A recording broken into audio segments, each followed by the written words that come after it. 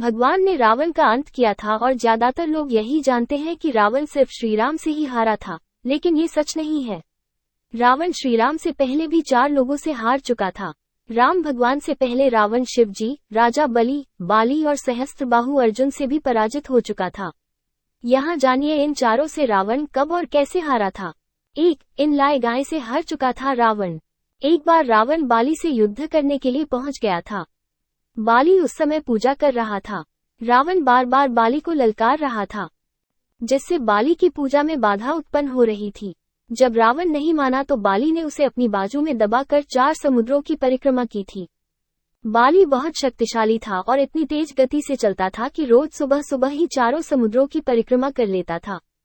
इस प्रकार परिक्रमा करने के बाद सूर्य को अर्घ्य अर्पित करता था। जब तक बाली ने परिक्रमा की और सूर्य को अर्घ्य अर्पित किया तब तक रावण को अपने बाजू में दबाकर ही रखा था। रावण ने बहुत प्रयास किया, लेकिन वो बाली की पकड़ से आजाद नहीं हो पाया। पूजा के बाद बाली ने रावण को छोड़ दिया था।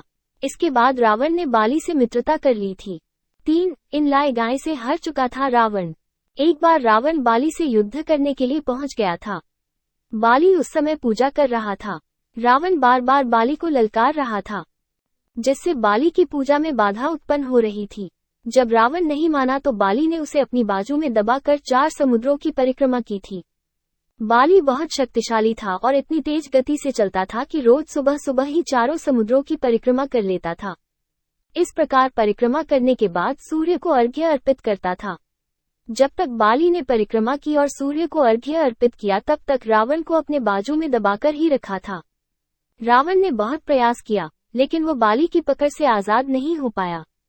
पूजा के बाद बाली ने रावण को छोड़ दिया था। इसके बाद रावण ने बाली से मित्रता कर ली थी।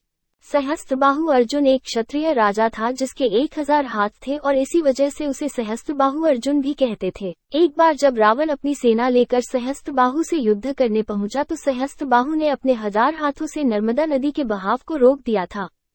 सहस्त्रबाहु ने नर्मदा के पानी के बहाव को अपने हाथों से रोक दिया और थोड़ी देर बाद पानी छोड़ दिया, जिससे रावण पूरी सेना के साथ ही नर्मदा में बह गया था।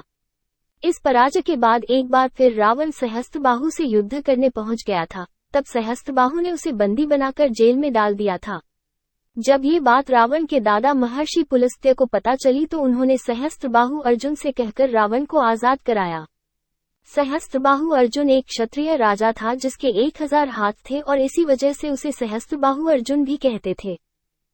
एक बार जब रावण अपनी सेना लेकर सहस्त्रबाहु से युद्ध करने पहुंचा तो सहस्त्रबाहु ने अपने 1000 हाथों से नर्मदा नदी के बहाव को रोक दिया था। सहस्त्रबाहु ने नर्मदा के पानी के बहाव को अपने हाथों से रोक दिया और थोड़ी देर बाद पानी छोड़ दिया, जिससे रावण पूरी सेना के साथ ही नर्मदा में बह गया था।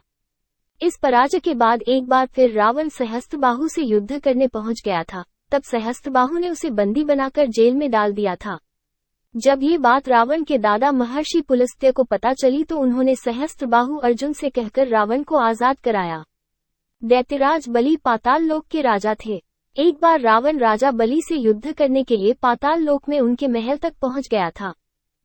वहां पहुंचकर रावण ने बलि को युद्ध के लिए ललकारा। उस समय बलि के महल में खेल रहे बच्चों ने ही रावण को पकड़कर घोड़ों के साथ अस्तबल में बांध दिया था। इस प्रकार राजा बलि के महल में रावण की हार हुई। इसके बाद बड़ी मुश्किल से रावण वहां से भागने में कामयाब रहा था। दैत्यराज बलि पाताल लोक के राजा थे। एक बार रावण राजा बलि से युद्ध करने के लिए पाताल लोक में उनके महल तक पहुंच गया था। वहां पहुंचकर रावण ने बलि को युद्ध के लिए ललकारा। उस समय बलि के महल में खेल रहे बच्चों ने ही रावण को पकड़कर घोड़ों के साथ अस्तबल में बांध दिया था। इस प्रकार राजा बलि के महल में रावण की हार हुई। इसके बाद बड़ी मुश्किल से रावण वहां से भागने में कामयाब रहा था।